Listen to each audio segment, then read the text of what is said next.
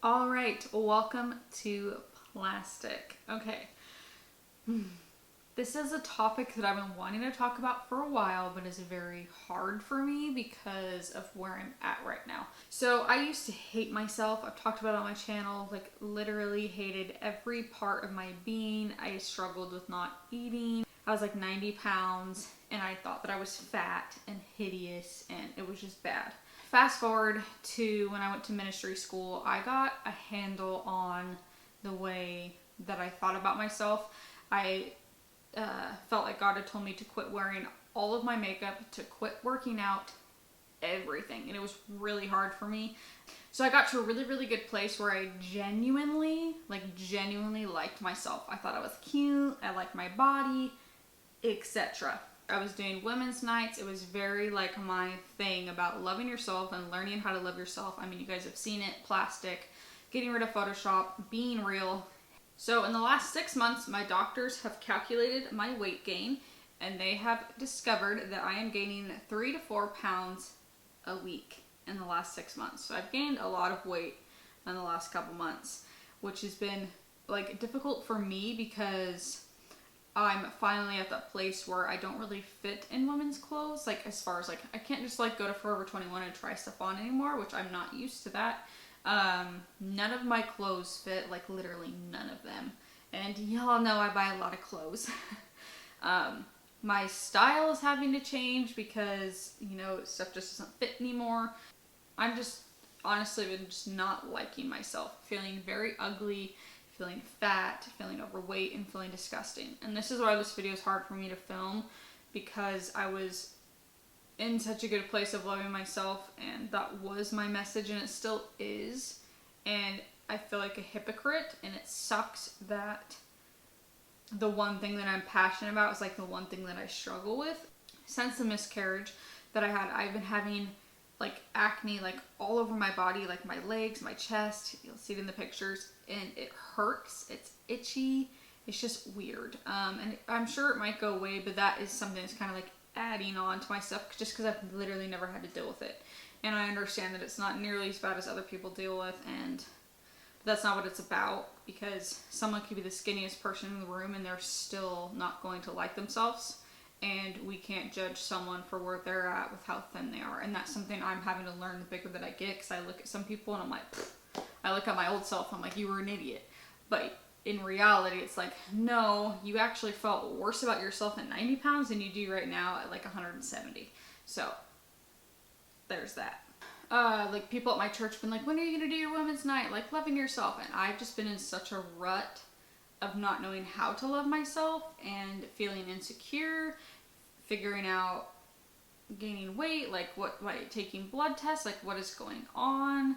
I've gotten really bad stretch marks on my legs, my hips, my arms, my calves, my boobs. These pictures I try to be as modest as possible.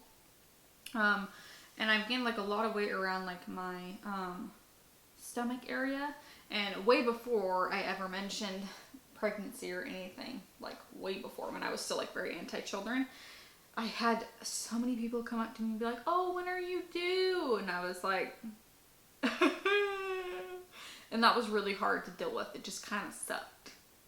But I think the reason why I'm filming this is, one, to be honest with myself, that I'm not where I want to be when it comes to self-confidence and self-love, but to also recognize who I am and what I'm called to and what I stand for and what I believe in, and whether I'm at the best place with it. That doesn't mean that I don't still have something to say about the topic, and it doesn't mean that I don't have something to offer, and it doesn't mean that I can't help other women. And letting go of the shame of it, letting go of me feeling like a hypocrite, and just being like, you know what, like all of us have our bad days.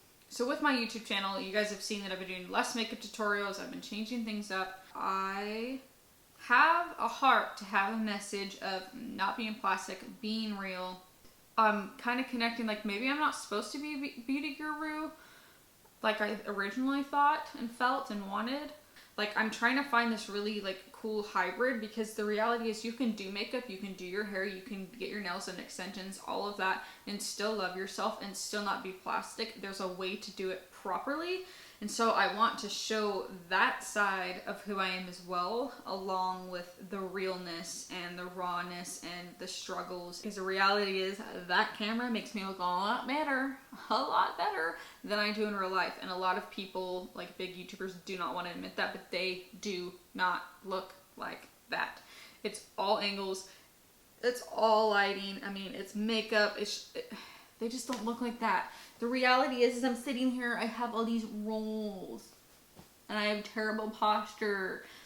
But when I'm sitting in the beauty room, I'm like this. You can't see anything. It's just like shoulders and up. So I want to give you guys like a perspective on who I am, and that I'm not perfect, that I'm struggling, that I'm sad, that I don't like myself right now, that I don't know what to do with my weight. But the reality is that I am beautiful. I am perfect the way that I am.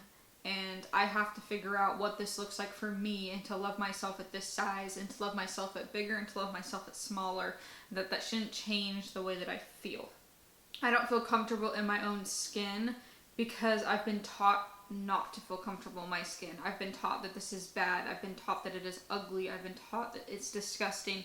I've been taught that no man will love you. I've been taught that you're not sexually appealing. I mean, this is what we're taught. I feel sad that I have let all these negative things about women influence how I'm feeling in the moment, and it sucks because I don't want that for anyone. Only you knew how pretty you were. Like, some of you guys are like heavier and more curvy, and I still think you're beautiful. And it's like, we've got to find the beauty within ourselves at some point. Like, I like look back at when I was younger, and I'm like, now that I'm at the size I am, and I'm like, dude, if I would have just enjoyed my body and loved myself, like, dang, I wasted so much time being sad, being irritable, being miserable, being depressed, and hating on myself, watching my food. Like, I looked great. And it's like, if I just would have loved myself. And you know what? I'm going to say that in another 30 years, because I'm going to be old and wrinkly, and I'm going to be like, dude, if I would have just stopped.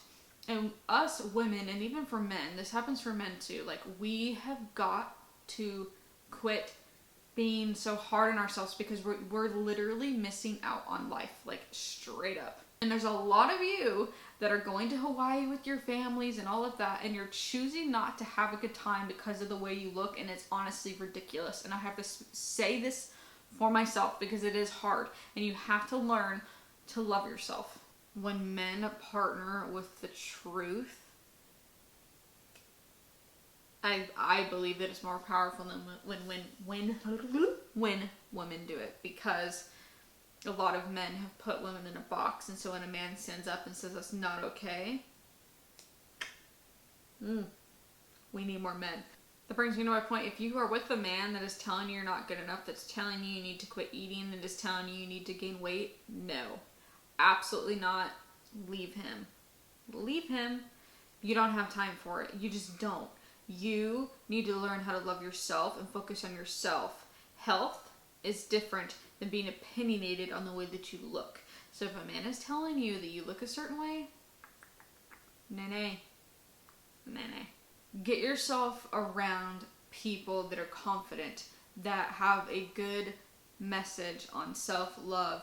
I've had friends that all they do is talk crap about themselves. And I used to be this person when I was a teenager, and it was toxic. But now that I'm older, I really try not to do that around anybody other than, like, my husband's kind of my safe place to get that out. Like, an alcoholic can't be at a bar. It's like, it's the same thing. Surround yourself with people that love themselves, that don't talk about themselves, and don't be afraid to call your friend out and be like, you know what, that's not the truth.